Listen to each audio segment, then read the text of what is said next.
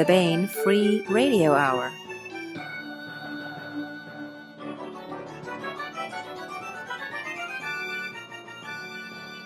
Hello and welcome to the Bain Free Radio Hour. This week, Jeremy Comeaux sits down with Jason Cordova and Melissa Olthoff for part 2 of his interview of them for their amazing novel, To Tread Obsidian Shores. And we continue with One Jump Ahead by Mark L. Van Name, part 45. But so where did that idea come from with the all female?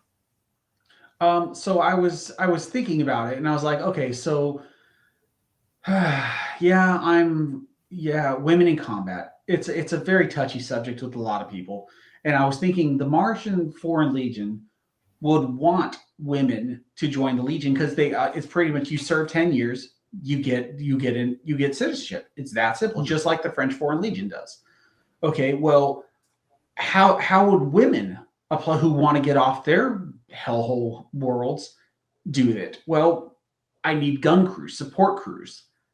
And then that's how the Ravens were born. Well, not the Ravens, but because you can be in the auxiliary positions and be a man as well. But typically, for the way the 13th works, at least the Bronze Ravens work, no tits on the battlefield, no balls in the cockpit. And that's Melissa. Okay. Coming from the guy, chicks and tank tops. Yes. Actually, one of my characters actually said no balls in the cockpit, no tits on the battlefield, right? Like, so here's the thing, guys. Jason really wanted like an all-female like flight crew. And that was one of those moments where I was like, yes, and because I never want to just like women in battle is a touchy subject, the strong female character is also a touchy subject. And I did not want it to seem like, oh, well, Melissa has like all female pilots, because no, it's not that, y'all. What had happened was my squadron commander Voodoo is appropriately named because she is suspicious, superstitious, and really just paranoid. So what she did was she used her political power to ensure that admin is only assigning female pilots to specifically the Bronze Ravens, which is part of Bravo Company. So the other Rhino squadrons in the other legions and the other companies of the 13th, those are mixed.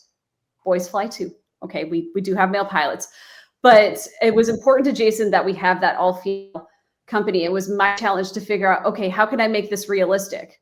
Oh, I know, because we have a squadron commander who is a high-ranking person in a matriarchal, I can't even say that word, but women-dominated society that the Mars Protectorate is trying to pull in.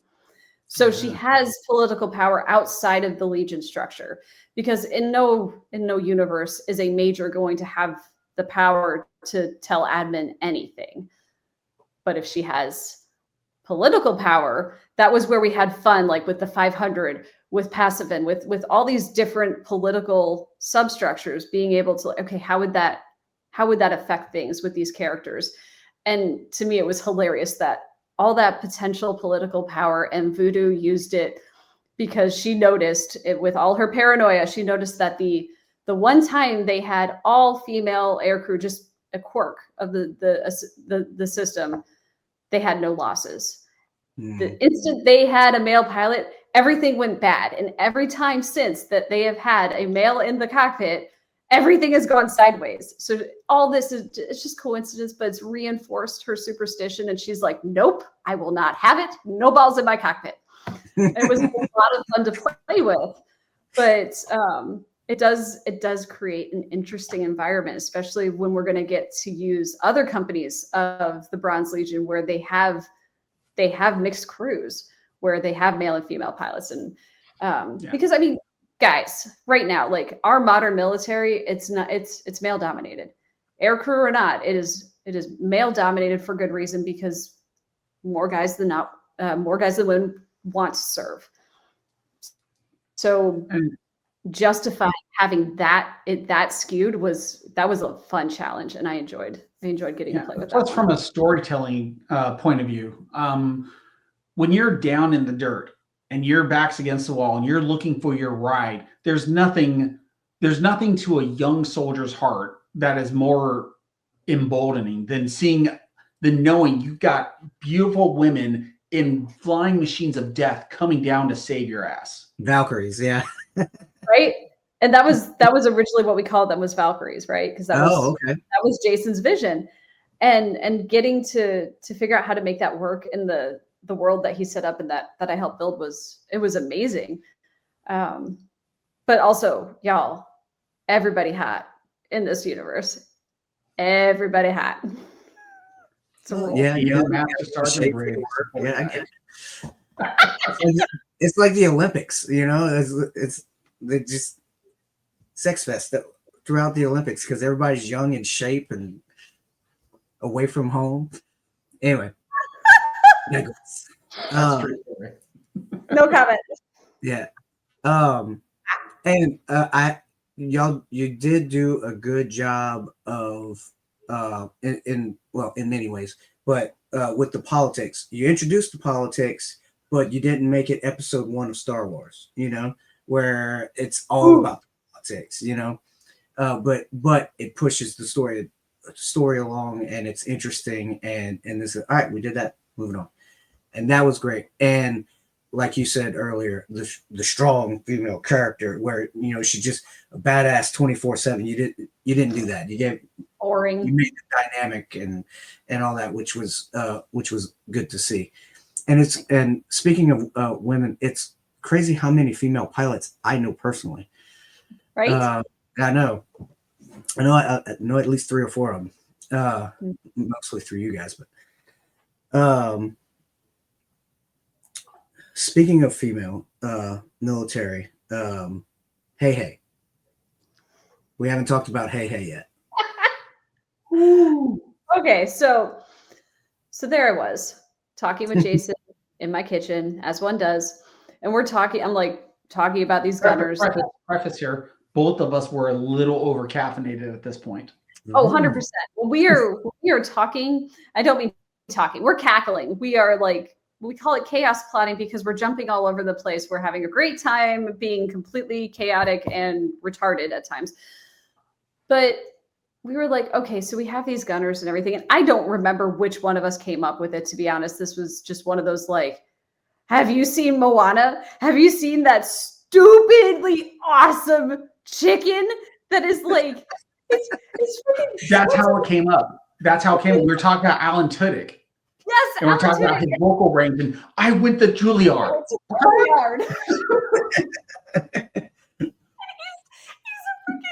chicken. And we're like, oh yeah, I am gonna name these 2 chicks so that collectively they are known as Hey, because both of their last names start with Hey, and Hey. It's like Hey. And they look very similar despite not, you know, coming from they're not even from the same planet, but they look like sisters.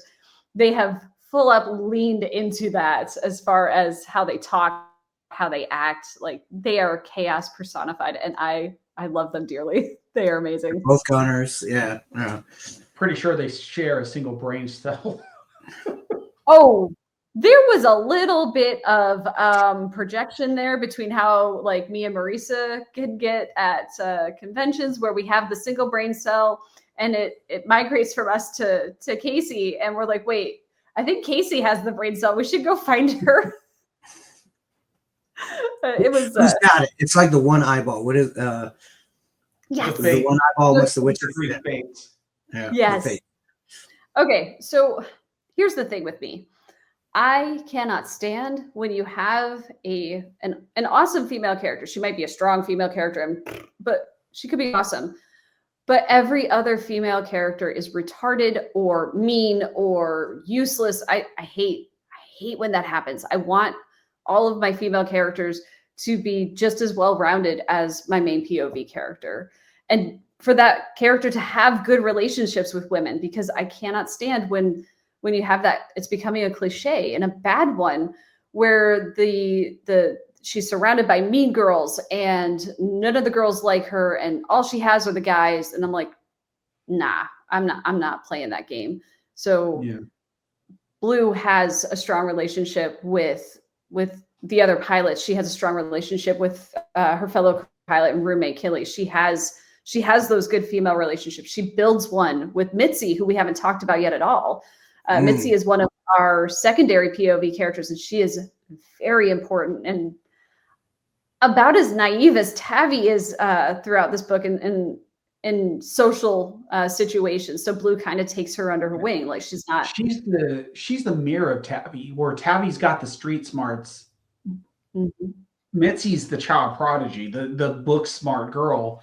Yeah, she's been out in nature hikes before. She's done her xenobiology experiments. She is the foremost expert on xenobiology. But she doesn't know a thing about actually like Legion, like how they actually run. No, and she doesn't know how to handle social situations, how it's important for women to act and behave when they're out in, like, say, a wild bar setting. If you don't have backup, she is completely oblivious to a lot of things, and it was really fun getting to build that big sister relationship and little sister relationship with them. But yeah, it was important to me to have, like, healthy relationships between the women in this book, and not have it be that cliche that I can't stand, where all the women except for this one, they all suck. Screw that. Yeah. That ties back into what I was saying earlier, that whole one-upmanship, where it's like, that's a lot of authors try to do that. They try to make their characters one up each other, or just like use this person as a punching bag only. And it's kind of lazy. Yeah. It's also boring. Yeah. It's like an example is like the woman's a real badass and all the men in the book suck. That would be a strong female character. Yeah, exactly. It's like she's badass, and this guy's stupid. This guy's an asshole. This guy, they have no character at all, and which y'all did not do. This is, and to me, it helps. The relationships in this book helped me care about all the characters and what happened to them, and if bad things happen. Not saying anything bad happened. There might be. We write very fluffy books, Jason. Yeah. Very fluffy. Nobody ever has died in a single one of my books ever. No, we have never killed anybody heroically or otherwise. Everybody is safe and cozy and warm. All right, I'm gonna call BS, because y'all ripped my heart out a few times, especially towards the end. Well, middle and end. So what are you talking about? Some bad stuff happens, y'all. Don't let them lie to you. But you do a good job of making the relationships are set up in a way that you care about the relationship. It's not like romantic relationship. It's like real life relationships, and these are real people that care about one another and other people and all that, and what happens to them matters. And bravo, good job. So there was so I'm assuming in this world or this universe, we have moved outside of our solar system. Oh, to yeah. get all these planets. Yep. So it's not near future. What are we talking about? Do you have an idea of how far in the future this is, or? Sure. Are you asking us to do time math? Rude. Just a little. That's a big time math. I don't like it. So I think we left it vague on purpose. Mm-hmm. We did. Because we actually weren't sure. It's an indeterminate time in the future where we've advanced some technologically, but there's still a lot of familiar-esque stuff. So it was a balance, right? Like, we wanted it to be far enough in the future that we could have things like jump drives, where we could jump from system to system without having to worry about, excessive amounts of travel, and where we would have, all the ships and the really cool Legionnaire armor that Jason designed. We wanted to have good toys to play with, but we still wanted to be grounded enough in our present that we didn't get lost in all the beeps and squeaks. Mm-hmm. And so y'all were successful because to me it mimicked kind of like our modern day society. We have some really fancy toys in our military that a few people get to play with, but everybody else has to play with the 30, 40, 50-year-old airplane and fly around in that beast. And so it accelerates but mimics modern day military and society in general, where there's politics, and that's how you get things done. And People are people. People want things. And anyway, let's talk about the bad guys. And What bad guys? There's no bad guys in this book. No, everybody is nice and lovely and gets along. It's funny. It's funny the way I did it. There's like, I could be talking about anything. I could be talking about the planet. I could be talking about things on the planet. I could be talking about people. So you choose. What would you like to talk about? So we actually originally did not intend to call this military science fiction, because when you say military science fiction, it puts a mental image in your mind of various armies fighting in a science fiction setting. Mm-hmm. There is no other army fighting in this science fiction section. It's literally, it's man versus Earth, or woman versus Earth, planet, nature. That's the word, nature. I do words for a living. I got you. Mouth words are different than handwriting. Yes. So yeah, it's more man versus nature in this than anything else, because I mean, everything that can go wrong will go wrong, because that's Murphy's law. Mm-hmm. Yeah, and then we had that was our baseline, right? That was the plot from the beginning of Man versus Nature. We have our adorable murder lizard puppies that are so cute, so murdery. So murdery. But we also have some man versus man because we are who we are, and we do have those political structures that we put in the book. So Jason came up with Dr. Schmoyer, who is exactly as pleasant as his name sounds. And then I created, and we both we came up with the idea, and then we both made it so much better. But I came up with Norwood, who is 100% our political scumbag. But oh yeah, he has and that's the thing. Neither of these bad guys they're not evil. They're not really bad people, but they are they have different motivations and different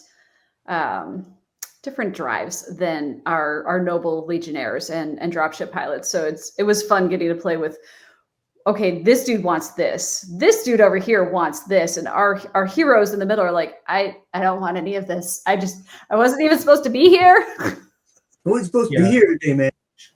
That part. As big a jerk as Schmoyer was, it was nice when we actually gave him ethics. Yes. Mm-hmm. Because he is a scum. I mean, he is not a nice person, but he has some hardcore ethics he does not bend on. So the thing with Schmoyer is that he is part of the Survey Corps, right? And he is so I split the Survey Corps into different branches. You have exploration, which is what Blue desperately wants to do. She wants to get out and she wants to see the galaxy. She wants to go explore. She wants to be the first to see something. Then you have the evaluators, who are the ones who determine if a planet is meets the criteria to join the Protectorate. Or has the potential of. Or has the potential. And then you have the expediters, which are the smallest, most political group. And of course, that's what Schmoyer falls into. And he has ethics, though. And it bumps up against what Norwood wants, too. So even our bad guys aren't really working together. So it was interesting developing them and getting to use some things that Blue learned from working with her grandmother before she passed away, to get what we needed, what our heroes needed out of Norwood. Which, again, guys, anytime you are writing something and you are setting something up, you got to remember there's going to be consequences. Anytime you are doing something especially if it involves political weasels, there will be fallout and there will be consequences that will potentially bite our characters in the ass at some point. And yep, anytime you ask for a favor, that favor will be called back upon at the worst possible time. And it's not going to be what you want. Yeah, the dinner party was a good scene. I'm not gonna say too much about it, but folks, go. At first, I was like, "Oh, great, a dinner party. It's just gonna be like political stuff," but it was good. It was good. Some good things happened there. Our mutual favorite line in the book is at that dinner party. Oh my God, that is my vibe. That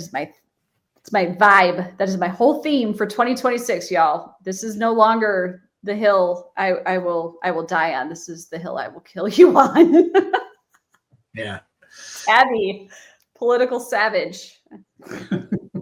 Unintentional. But like I said, y'all did a really good job with character development. There was nothing it's like the book starts out, nice and you're getting to know the characters and there's going along, and you then said nice, and I was like, we curb stomped some revolutionaries in the freaking prologue. What do you mean nice? Nice, Jason. Cozy. Yeah, cozy. It's a cozy mystery. And then stuff starts to happen. It's like you spent the time, you got me invested in the people and all that, and then stuff goes haywire and does not stop. And so if I were going to describe the novel, it'd be vaguely military science fiction, disaster movie, political intrigue. There's a lot of adjectives I could throw in it. There's a lot going on here, and it's well done, and it's like I wanted to continue reading the book, so yes. Fortunately, this book 2, Vessels Grim and Daring, is on schedule to be done by the end of March. So without giving away too much, we ended the story where we ended. Hell of an ending, of a revelation at the end. I read that today and I was like, dang. I must know more. Anyway, so where do we see our characters kind of start in the next book? I can tell you they're going to come back to Aurora. They got to find. There are more questions that they need to figure out there. Mm-hmm. Yeah. Well, yeah, because they didn't really get time to do much when stuff hit the fan. Mm-hmm. Nope. So there will be a return to that world. There will be more political shenanigans and a little bit of a dog and pony show for our heroes. Yep, that's what's going to kick off book 2 because Yeah. So we're gonna have some old characters, some new characters.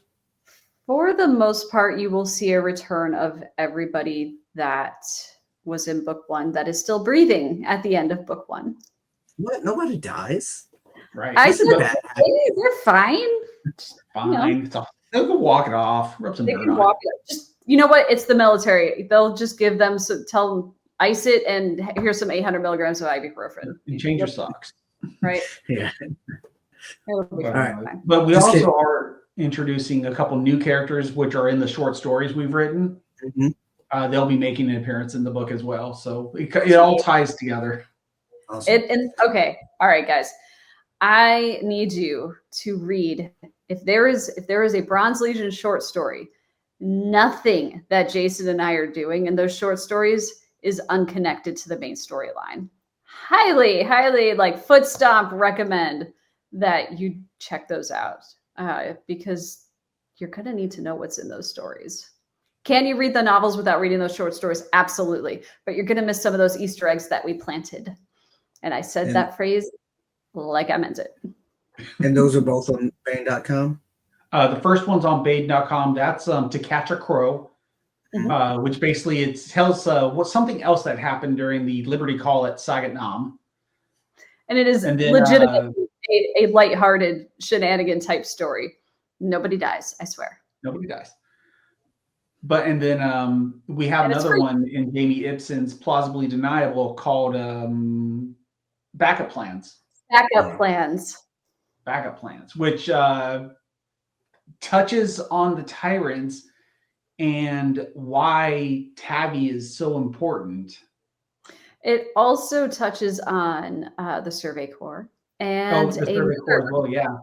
And another organization in the Martian government that we have not, that this is the first appearance. So again, it's us expanding our universe. It will tie into book 2 and book 3 and book however many we get to do. Go buy these books, y'all, so we can write them. Y'all will not be sorry. Like I said, I am not known to be a huge military science fiction fan, but this was more than that, and I think that's why I enjoyed it so much. Yes, it had military in it, but that wasn't the end all be all about the story. One thing I wanted to go back to, drop names.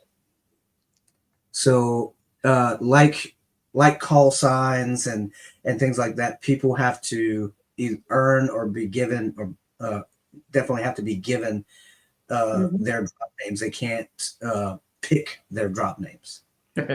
And so like Blue, how I don't remember if y'all talk about how Blue gets her drop name. So we've got 2 different things going on. We've got the pilots have their call signs, just like pilots do now, especially in the fighter squadrons. And then Jason's Legionnaires have their drop names. And neither, like, they might sound cool, you guys, but it's not actually cool. It's borderline insulting or something embarrassing to the person. It's like how you screw up, right? Yeah. Yeah. And you can't pick your call sign. You can't pick your drop name. It's what you're given. And no, I don't actually say how Blue got her call sign, but I hint at it in the very beginning when she is talking with Sylvie. Sylvie, by the way, is one of the characters from that short story we were just talking about. So you do see her. Sylvie was in Backup Plans. I forgot. Yep. So Sylvie is my POV character in Backup Plans, and she is also in chapter 1 of To Tread Obsidian Shores. So you see her just for a minute, and she hints at why Blue is called Blue. I'm curious if anybody can figure it out. I mean, I'm not that subtle. All right. Well, if you're watching this in the future and you know what she's saying, go ahead and put it in the comments so we can see if you figured it out. So, I mean, I get Hey Hey. Hey Hey is just a menace. yeah, they're little chaos gremlins. Yes, and not all the air crew, my crows, not all of them have call signs or anything like that. Like Carvalho doesn't have one, though he does have a drop name. We just haven't told anybody what it is yet because I don't think we've actually made it up yet. But he was a Legionnaire, which means he does have a drop name. Yeah, I don't think anybody actually. There's only one person who knows his drop name, and that's Ordo. And he's not talking. He's like Ordo would tell any secrets that he doesn't want to. Exactly. Did y'all say how Killy got her name? No. So they all kind of go with their real names a little bit. Some of them do, like Killy, Killowen. Some of them we have so many characters that Tony made us do a character, a dramatis personae at the beginning where we list all the characters. So some of these call signs, especially for the Ravens, they were just, okay, that's a cool name that's kind of based off of your last name, which is sometimes how it happens. But Jason had a lot of fun with his drop names. Oh yeah. I knew right off the bat that Jabber was based off his last name, but also because he doesn't shut up. Okay. Plus, Vindahar Jabalogolcheski. Jabalogolcheski is how it's pronounced. I swear we do not hate our future audio narrators. We do not. We love you very much. I'm so sorry. You're gonna have to write out the phonetic spelling on everything. Yeah. Vixen got his for reasons we describe in the book. There were other options thrown out there, but Vixen was the least offensive. He was very happy to get that drop name. Let's put it that way. What were some front runners besides Vixen? Oh, they're listed in the book. I don't want to. Oh, okay. I don't think we can say that on the show. Oh, we're way past. We're allowed like one F-bomb, and you already used that like early on. So I did because Campbell is who he is. Oh yeah, I forgot. Yep. Just the one, and I used it very deliberately. Yes. Let's see. Yeah, a lot of it was also because I put out a call on social media. I was like, I need names. Who wants to die in a book? And I had 1,000 people say, I'll die in a book. And I'm like, awesome. So I went through, I started assigning drop names, and a couple of the readers actually like volunteered drop names. So I was like, cool. Man, that's too cool. Now I'm gonna totally mess with you here. So yeah, y'all Tuckerized one person. We Tuckerized a few. Well, we Tuckerized a few. Well, one person that I knew that I read is Beth Lobdell. Is that right? I thought I saw her. Yeah, we made I've read her to her before in another book. Oh yeah. Yep. We had a couple of people, including one, and I cannot wait until he reads this book because it's going to be good. I am trying not to say the name because I need him to read it, but I was real proud of that particular scene and that character. So what was your favorite thing to write in this book, whether it's a scene, a person, whatever, and what was your the thing you hate? It was good, but you hated doing it, if there's a thing.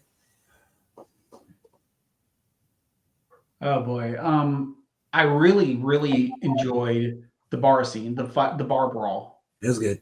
Oh my God. Gun runners. That one we got a few comments of, really, you guys, like, it's that long? We're like, yes, it is that long and it is that epic and it's required. It's necessary for reasons. Yeah. I really enjoyed writing that one. Also, I really enjoyed the clear the path scene that Melissa wrote, where she made a hole through the whole city. Yeah. Closer for the win. That was fun. That was good. Like, oh wait, I have an idea. Well, I told Melissa, it's like, hey, my boys are going to do a thunder run across town in the middle of this mess. What can you do? And she's like, you know what close air support is. That's what those rhinos are made for outside of combat drops. That was fun. That was a lot. What was it? Nose down, ass up. Yeah, pretty much. And then I think the least favorite scene was or the hardest one. The hardest one? Ooh, I don't know. Honestly, the opening scene of Tavi's life pretty much ending and beginning at the same time. That was difficult to write. So without spoilers, I'm not gonna name anything here, but there is one scene in particular that I am so proud of it. It is I put that scene. That hurt reading it. That hurt reading it. That is one of those scenes where I'm really proud of it, but gosh dang it, I had to edit it, and then I had to edit it again, then I had to edit it again, and I'm like, can I stop reading this scene now, please? I'm super proud of it, but it was really hard. It was really hard to write it. That was one of the best things I've ever read that you've written. That scene was one of the best things you've ever written. I'm trying not to reveal too much. Is it the one where people couldn't do anything to help? Yes. Okay. That part. Okay. Yep. Yeah, good scene. Yep, that was good. The other thing I had fun with, because Jason already mentioned the bar scene, but I had fun doing some of the flying scenes because, like I said, I flew for a hot minute in the Air Force, and pulling from those memories was a lot of fun getting to write those and to write those scenes as like a tiny baby pilot, and then handing them over to my husband, who is a career pilot, and going, "Hey, read this for me. Tell me where I messed it up and how to make it better and everything." And he's like, "You nailed it." Like, from a pilot's perspective, I was like, "Heck yes. Okay, cool." And then of course he had like some minor things like, "You need to tweak this, or you need to say it like this, because I know what you're trying to say, but it's not coming across the right way." But to get the flying C's right was really cool. So and I like the retaliatory flight scenes, if I can say it that way. I love those. So here's the get to know you portion of the episode here. So I know when I am trying to help my wife or instruct my wife, like I have knowledge of a particular thing, and I am trying to coach my wife through it. It doesn't always work out for some strange reason, and of no fault, no particular person's fault or anything like that. How do you, as a writer, when you've got your precious little baby, and you're like, "Help me, please," and they come back with some criticism, and how does that go for you guys? Remember, it's my baby. Don't touch my trash. Okay, so here's the thing. This is, let's see, 1, 2, 3. So I've asked my husband for help on a couple of different books. The Secret project I just wrote, I literally could not have written that without his advice and support, because he has far more training in tactics and real world combat situations than I got. But it took us time to get to that point where I could ask him for help on those scenes without getting frustrated, because we communicate in very different ways, where I'm like, "Okay, I need this." And I think I said, "I need A, B, C, D, E, F." And all that actually apparently comes out of my mouth is, "I need A and F." And he's like, "You have so much in your head that you're not communicating. I can't answer the question." So it was, as much as anything else has been, it was a learning experience of, okay, how can I properly convey what I need help with without having this poor man or anybody else I'm asking help from read the entire book or just download it directly from my brain, which would be amazingly awesome shortcut, right? Yeah. So it was a learning experience in communication. Like, okay, here is the scenario. Here is the things that I have set up. Here's what I need the story to do. Now, I need to figure out how to do that, like, physically and tactically and like aircraft wise. Like, how can I make this realistic and not hand wavy and bullshit, and make it work, but still fit what I need the story to do. So it was, it's been a learning process of getting to that point where I can ask him for advice and be like, "Okay, I need to work out this battle. Here's all the things." And then we talk through it. And I've recognized, like, okay, nope, I'm getting defensive because this is my baby, and I don't touch my trash. Don't touch my trash. And then I've learned when, like, okay, we need to pause for a little bit while I stop being like a defensive trash panda. Yep. I don't share what I write. I share with Melissa, Nick Steverson, Jamie Ibsen, Tom Pope, and Jacob Hollow are like my go-tos for anything I want to bounce ideas off of, because they're all either writers or editors themselves. So those are my go-to whenever I have. And I've been doing this time math years now, and I have over 70 short stories or novels in print. I think I've lost track, but I've kind of like developed a thick skin where people can tear apart my baby, and I'm like, nah, I'll just go make another one. Jason is very good about that, whereas I am getting there. And I've gotten to the point where I can recognize where I am being defensive, but Jason is like, okay, cool. Thanks. And he'll take what he wants and use what he wants from that feedback without letting it like damage his soft, squishy little writer heart. Whereas I'm still figuring out how to protect that. So I'm learning. Don't get me wrong. Later on, when I'm starting to like analyze everything a second go around, then the swear words start popping out. I was like, well, who the? They think they're what? The whole 2 books that they've had written. Who the? And I start doing.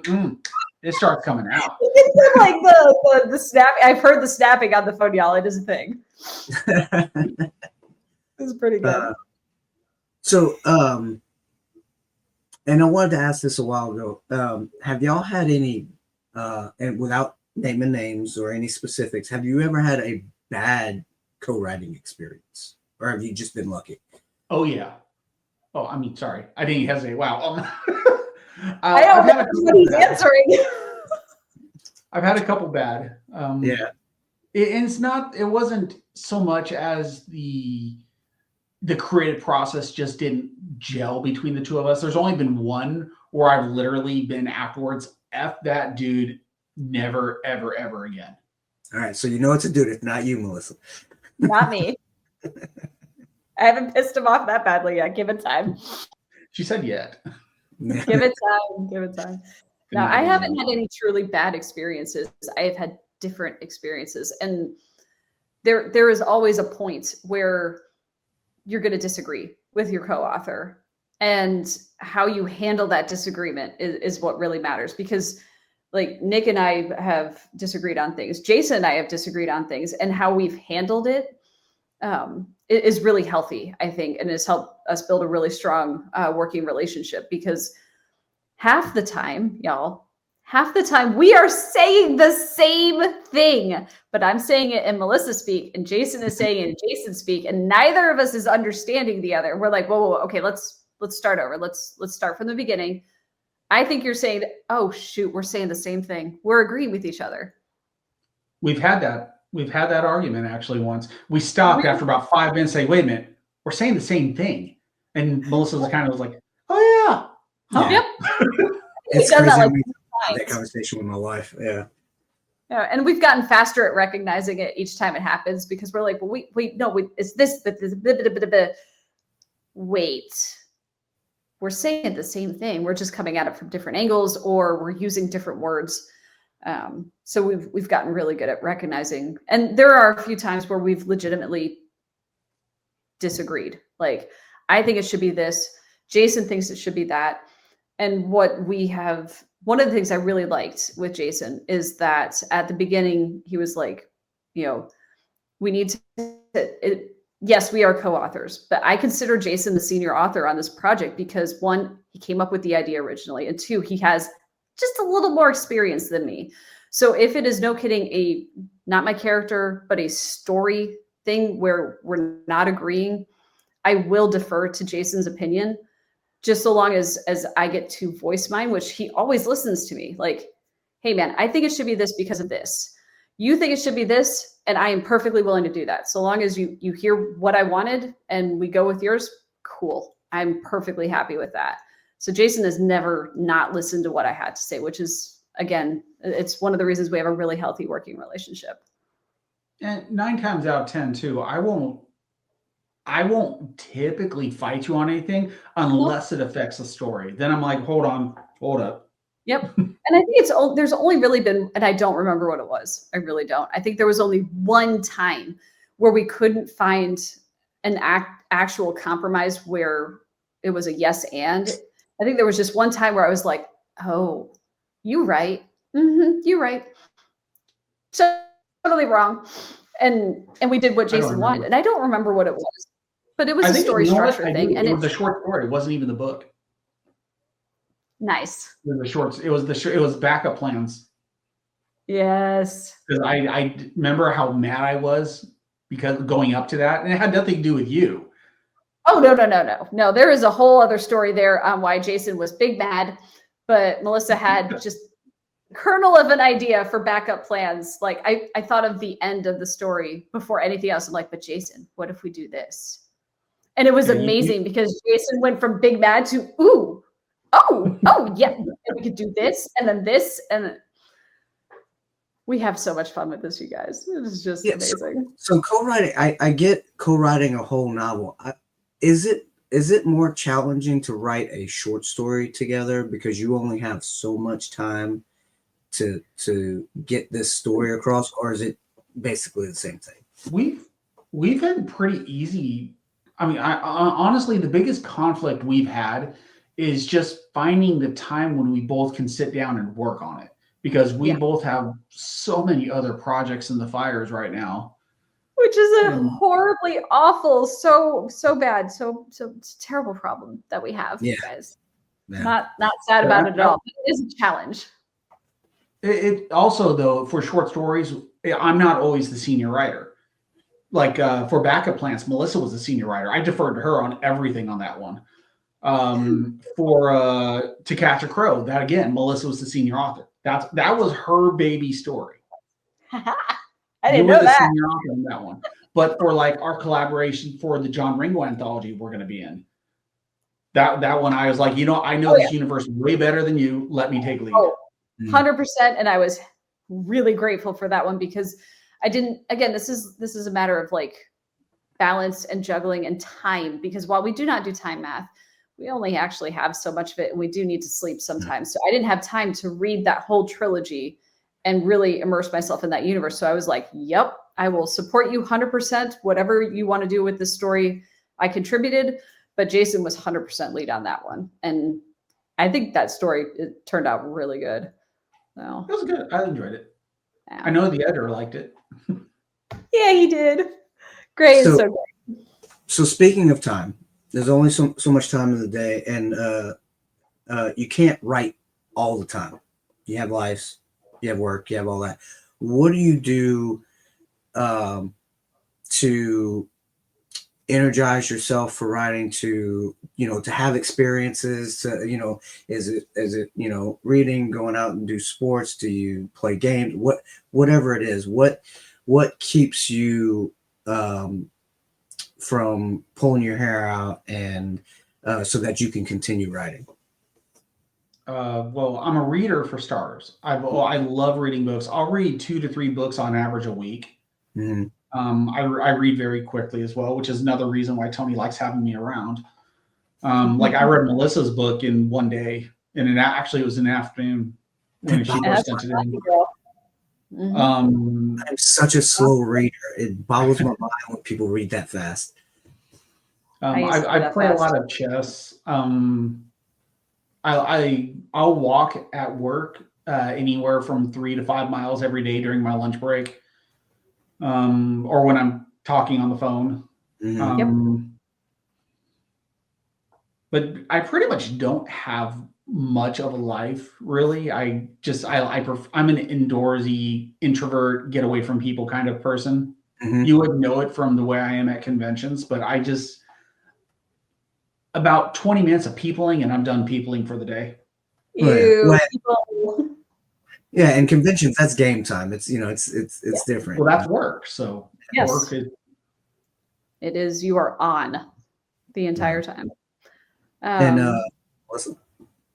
Well, so I live right outside of Memphis, and there is not a whole lot to do around here. So a lot of times, obviously I do the mom thing. I hang out with my kids. I get my butt kicked in Uno and whatever board game or card game we're currently obsessed with. Mm. Play a lot of, we got really lucky with this house because the previous owners left their pool table behind, because usually you don't move a pool table. So when I'm not recovering from a werewolf attack, we play a lot of pool and just talk while we play. And sometimes we're talking through story stuff or writing things.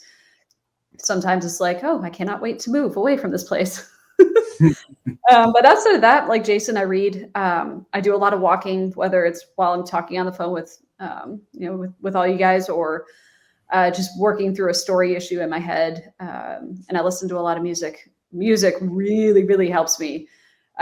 Because like you said, we have a lot of different projects, which equates, in my head at least, and Jason's and a lot of other people that are character driven. We have a lot of different voices in our head. And being able to keep those voices in the right box at the right time is super important. So I tend to build playlists and associate them with specific characters and projects and scenes. And that'll help get me like in the right mind frame to write what I need to. Mm-hmm. But like Jason said, I really don't have much of a life. Writing has become a huge, huge part of my life. It's taken it over. Well, it sounds like y'all at least enjoy it, so at least it's a good problem. Yeah. Well, y'all both mentioned reading. What are y'all into right now? What are you reading? I just finished the Sun Eater series by Christopher Rocchio. Oh, so good. If you want to learn how to be a good science fiction writer, I would highly recommend reading those books. I'm waiting now for the next Dresden book, which comes out in a couple of weeks. I've got it on pre-order, so I'm really looking to it. It's been so long, I'm gonna have to reread the series. Oh, I just finished Ghost Story. I'm on about 5 more books, and I'm done with my reread of the series. I definitely need to reread. What was it, Battlefield? Battleground. Peace Talks and Battleground. That's what it is. Yes. Those 2 books that were real. I need to reread those because I've reread everything else of that series so many times, but I don't think I ever reread those last 2. So I need to do that before 12 Months comes out. I am so excited to return to that. I know I haven't read those yet. What about you, Melissa? What are you into right now? So I have been reading a lot of Sarah J. Maas. I actually read ACOTAR before I became really serious about writing. And I read the whole series and I liked it well enough as a reader. And then I tried to read it again after writing for a couple of years. And I had a hard time getting past ACOTAR, but I'm like, I know she's setting up a lot of things. So I'm rereading it from an author perspective. And holy crap, the skill that has gone into those books. But more than anything else, Throne of Glass, that's my sweet spot. It is fantasy, adventure, action, epic stakes. There's war, there's the romantic subplots. It is everything I love in a series where you have, I need to have that action and adventure. I don't usually read pure romance. I like my romance to be a subplot and to be part of the story, but not driving it. So you're saying I've been reading a lot of that. They're not super romantic? Not Throne of Glass. Like, yes, there are relationships and everything. ACOTAR, 100%, that is like romanticy, where it is the romance drives the story. But Throne of Glass it's I take notes when I'm reading that because I'm like, holy crap, this is brilliant. Outside of that, I have been reading the Vorkosigan saga on the sci-fi side of the house because, oh my God, Louis McMaster-Bujold is goals. Like, she is so brilliant. And the character she has created is everything I love about sci-fi, where you have like the cool things that happen. You've got the beeps and the squeaks. You've got like the futuristic stuff, but it's all character driven. And I may have done a small tribute to Ivan Vorpatrol, who is the idiot cousin in that series, because I'm like, you know what my character needs in this secret project, y'all? An idiot cousin, because yes. So I am bouncing between those series and a few other books, but I love reading sci-fi and fantasy both. Are y'all watching anything fun? Movies, TV shows? I'm watching. I just finished the first season of David, House of David. Okay. Really good. About to start watching this. We're going to binge watch the second season this weekend. I'm watching The Mighty Nine, which is surprisingly good. Okay. Is that animated? Yeah, it's a new anime show. Yeah, that does look good. Okay, I'll have to look at that. I'm enjoying it pretty much. Nice. I have been obsessed with Stranger Things the past couple months, like, because I'm like, okay, season 5 is coming out on Thanksgiving. So I was like, I started rewatching everything. Because I mean, the show has been around for like 10 years. So I'm like, crap, there's so many things I don't even remember. So we've been rewatching. And then, of course, we watched the first half of season 5. And I am bereft because my husband will be home for Christmas, but only for Christmas. So we might have time to watch like one of the 3 episodes that drops that day. And then I've got to wait until he comes home again and like boycott the internet because spoilers. What would happen if you secretly watched it and told him that you didn't watch it? Her guilt would eat her alive. I play by the rules. I would never. That would be rude. But also, That's y'all, cheating. if Steve dies, all bets are off. Like, nope. The Duffer Brothers will disappear. Like, have you guys seen that reel that's going around? Like, if Steve Harrington dies, there will be another episode of Stranger Things that drops. It's the disappearance or the vanishing of the Duffer Brothers. And I'm like, yup. You gotta touch Steve. I'm telling you. But yeah, no, I've been watching that and I've been having a great time. And this is just a little selfish question for me. Have either one of you considered writing scripts? Not Coincidentally, oh, this is a really good book on how to be on script writing. nice. oh, cool. Yeah. So I don't know if that helps answer the question.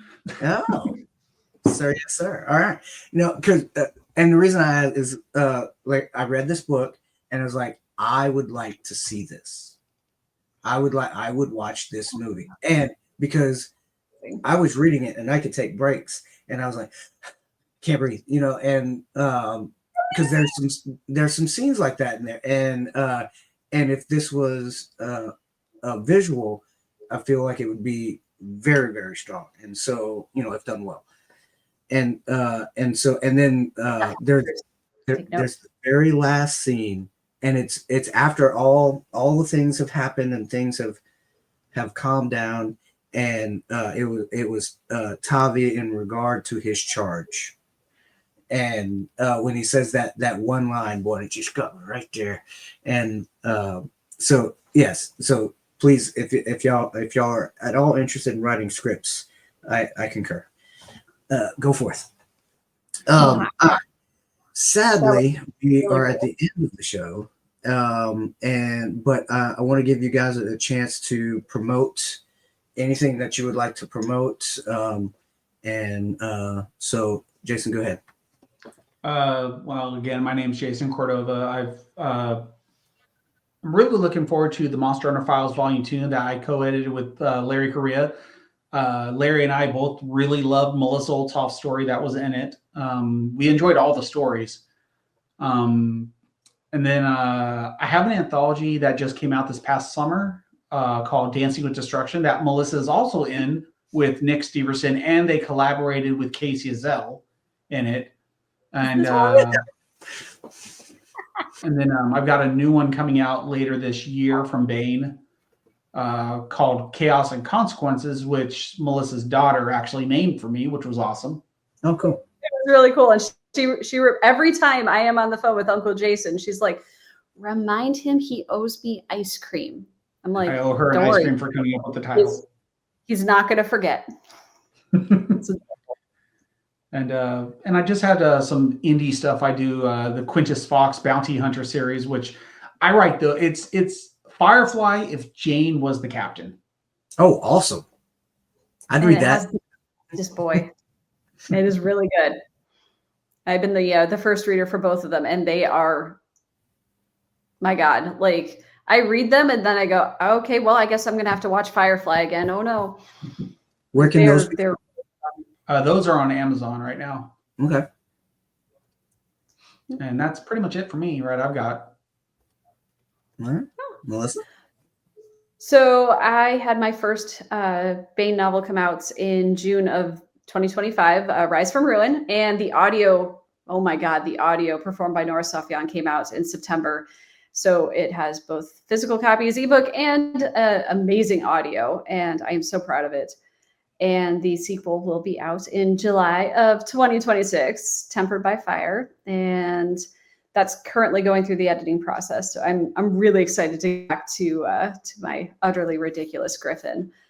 And yeah, I'm excited for those anthologies. I'm still in shock that I got to write a Monster Hunter International story, because I remember being a brand new accountant, also wishing I could throw my boss out the window when I read that first book, Time Math years ago. So it's surreal. Some of the stuff is just so freaking cool, and I still just stop and go like, how is this my life?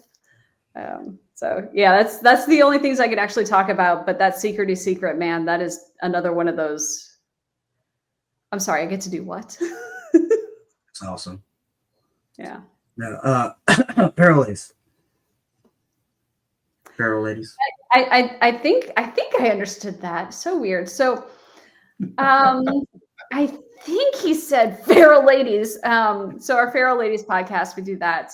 Every Wednesday, we either do a old episode from our old channel, or we have a new episode. Sometimes they are pre-recorded with awesome guests like Jason. And sometimes we just go live because, we want to. But we talk about whatever the heck we want to talk about. And it is so great when people come and be a little chaotic in the comments. We're building up a pretty good following of awesome people, and they interact really well. And it's so much fun to do that one.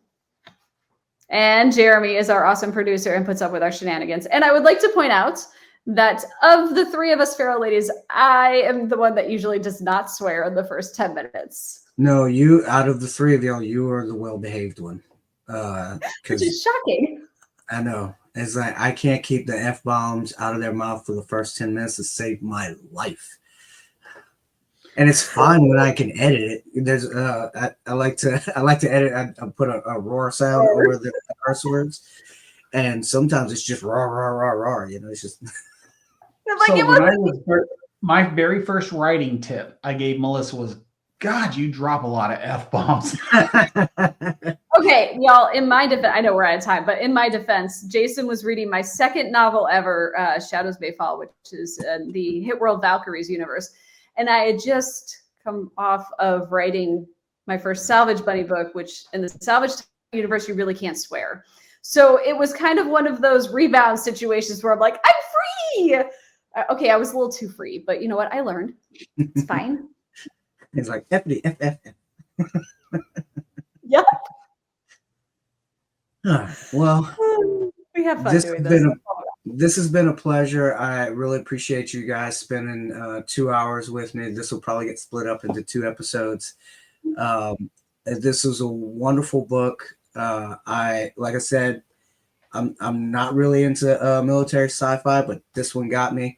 I really appreciate your storytelling, and I'm looking forward to the next one.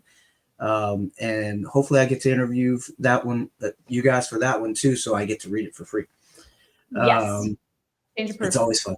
It's a perk of the job. So I really appreciate y'all. Appreciate the book. Looking forward to part 2 and anything y'all come out with if y'all keep writing this well. So good job, folks. Thank you. Thank you. All right. And to everyone out in TV land, like, subscribe, all the good stuff. Check out Feral Ladies. Check out their books. Sign up for their newsletters if you want to keep up with your favorite authors. It's the best way, because if you're just catching stuff on the fly off of social media, you might miss something. So sign up for their newsletters and support your favorite authors any way you can. And with that, I say good day. Have a good Merry Christmas and all Happy New Year's and all that good stuff. And now, as promised, one jump ahead. John Moore is a nanotech-enhanced soldier of fortune. Lobo is an AI, a living weapons and intelligence platform of enormous destructive potential. 2 very dangerous wolves in a galaxy of deadly corporate and paramilitary predators. But Moore has grown weary of the killing, and just once he'd like to finish a job without leaving a trail of blood behind him. Not going to happen. Not on a pristine planet called Mackin, where 2 gigantic corporations vie for control of the local jump gate and access to the riches of an undeveloped world. Dealing with a kidnapping and extortion scheme is only the beginning for Moore and Lobo as they work to stay one jump ahead. Chapter 15. The SAW Recruiting Center perched in the shadow of a skyscraper on the southern edge of Queen's Bar like a bird of prey waiting for rodents to crawl into the light. A plain rectangular building with clean, sharp lines displayed the Chosin Advanced Weapons Corporation name. Icon, a gleaming serrated blade most of the way through cutting a rifle barrel in half. And motto, the price of peace. The door stayed open around the clock. Inside, the honestly inquisitive visitor could always count on free drinks, food, and basic stimulants. The repeat moocher could equally reliably expect to hit the street face first after fewer than 3 strides into the greeting room. I counted half a dozen SAW troops on duty in the large open public area, their eyes constantly monitoring both their conversational targets and the room's access points. About that many more were stopping by on a leave day to grab a bite to eat or enough uppers to keep them going as they fought to muster the stamina to spend the accumulated pay that was screaming for release from their wallets. Standing to the side of the main information counter was an older man, the sergeant, whom the inattentive or the intoxicated could easily mistake for a friend's kindly uncle. A smile constantly played on his face. Pleasant crinkles surrounded his eyes, and his hands moved with the unhurried ease of someone with not a care in the world. Bring even slightly trained vision to bear on him, however, and you'd note the master gunnery sergeant's stripes on his working blues, stripes that marked him as being as high a non-com as you'd find in the SAW. The complete lack of visible fat on a torso half again as wide and as thick as the bodies of most men his height, and the fine scar lines on his neck and hands. Lines he kept, despite the ease with which SAW doctors could have removed them. Lines he used every campaign to remind him how easily and how quickly the drain could come out on any mission. An active fabric patch on his chest alternated his name, Gustafson, and the SAW logo. He made me while I was still figuring out that he was the one I needed. By the time I reached him, he'd shifted 1 foot forward and spread and lowered his stance, all in subtle movements you could easily miss. In my peripheral vision, I caught 3 of the duty troops moving nearer the exits. Should I get by him, they'd make sure I never left the building. All around us, the recruiting chatter continued. The locals, who were there to find out if the merc life might be for them, or if it really would pay enough to get them out of whatever trouble they were in, remained happily oblivious of the storm gathering wind across the room from them. I stopped well short of Gustafson, spread my arms slightly, showed him my palms, and said, "Top." "Looking to join up?" he said, the smile still fixed on his face. "No." "I didn't think so." The smile vanished. "What do you want?" "No trouble," I said, "only to ask a question." 2 more of the duty troops casually wandered closer. "I appreciate that you have to engage all the security." I tilted my head slightly toward the various gathering soldiers. "And I do the same in your job, but it's not necessary. Let me make this at least a little simpler. I served with the SAW for a decade, most of it under a captain named Tristan Earle, humping sector to sector on the ground in planets I'd just as soon forget. I opted out 12 years ago, scanned my fingerprints and retinas, unless the SAW had slid downhill enough since I left it to make me cry. I'll still be in the databases." His expression didn't change, but he nodded his head in the direction of the recruiting desk. I walked up to it. He and the men accompanying me paralleled my path, never letting the distance between us change. The woman who was leading the team at the desk, Schmidt, according to her name tag, flashed me a smile that looked perfectly at home in a face pretty enough to make potential recruits want to sign up just so they could get to know her. Her sergeant's stripes, calloused hands, and heavily muscled forearms suggested they'd end up spending more time fearing her than adoring her. She ran quick retinal and fingerprint scans, the skin scrape for the secret DNA test a little too obvious. "You need to adjust the print scanner, Sarge," I said. She cocked an eyebrow. I smiled. it accidentally scraped my finger. She glanced at her display and straightened a tiny bit. "Thanks, Gunny. We will."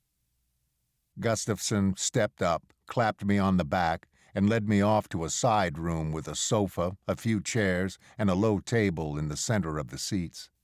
As we left the main area, the guys who'd positioned themselves behind me and those monitoring the exits all floated back into the swirl of the room.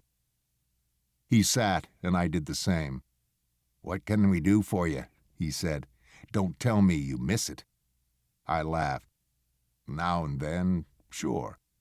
I find myself thinking about it, but mostly because I like being part of a group that knew what the hell it was about. Most of the time, though, no, I don't. Most of the time, I wish I slept better." "I sleep fine," he said. I stared at him, saying nothing. He laughed. "Most nights." He shook his head and laughed again. "Some nights." I laughed with him. "Fair enough." "So," he said, "we've established we're a couple of guys with some obvious things in common. That's all fine. And if I were on leave, I'd buy you a drink and maybe we'd get in a little trouble together. But I'm working. Again. What can we do for you?" "I need to talk to the old man here in Lankin," I said. "And I know trying to find out who he is and where he is will take a lot of time." "Why?" I shook my head. "Top, I have a little data to give, and I need a little data in return. Please trust me that I mean no trouble, and leave it at that." He nodded, understanding. "You don't make it anywhere near as far as Master Gunnery Sergeant in any serious outfit I've ever seen without learning that you're going to spend a lot of your life acting without anything approaching all the information you'd like." The smile flooded back onto his face. "Who'd you say you served under?" he said. "Captain Earl, Tristan Earl." "Then meeting the old man will be a reunion for you," he said. "Captain Earl runs the SAW here on Lankin?" I said. I'd always hoped Earl would receive the recognition he deserved, but I never expected it to happen so quickly. Then I realized it wasn't quick at all. Sitting with a man in a SAW uniform, going back to those days, even for a moment, the 12 years I'd been away seemed no time at all. "Colonel Earl," Gustafson said. "When the FC awarded the Lankin deal to us, the colonel got the post. We've been here 5 years, and he's run the show the whole time. He's done a damn fine job of it, too, if you ask me." I would have expected no less. "Stay put," he said, as he got up and headed back to the main desk. I'd planned to improvise a bit with the local SAW head because I needed to understand the FC, corporate, and SAW relationships a bit better before I could know what was safe to say and what might land me in the brig. With Earl, though, improvising wouldn't cut it. He was too smart not to spot the game, and unless he'd changed a lot, too focused and too busy to have the patience to put up with it. I'd have to tread carefully, but play it as straight as I could without putting either of us in a bad position. Gustafson returned and handed me a small sheet of rich paper, the SAW's admin core, liked pomp. "End of business tomorrow," he said. "This will give you the details and a map." "Thanks," I said. "I appreciate it. You won't regret it." "I hope that's the case," he said, "because from your record I prefer to avoid ending up on the opposite side of any heavy action." I shook his hand, and as I was heading out said, "Me too." I meant it. This has been the Bane Free Radio Hour. Thanks for joining us at the heart of science fiction. Join us next week as Sean Haslett interviews Tom Kratman on For the Eternal Glory of Rome.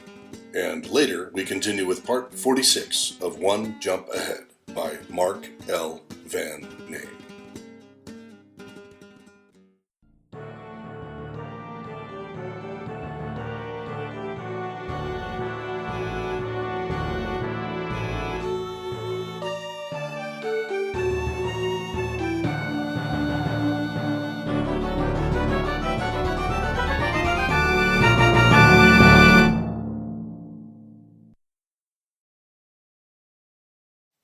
by Ruth Judkowitz.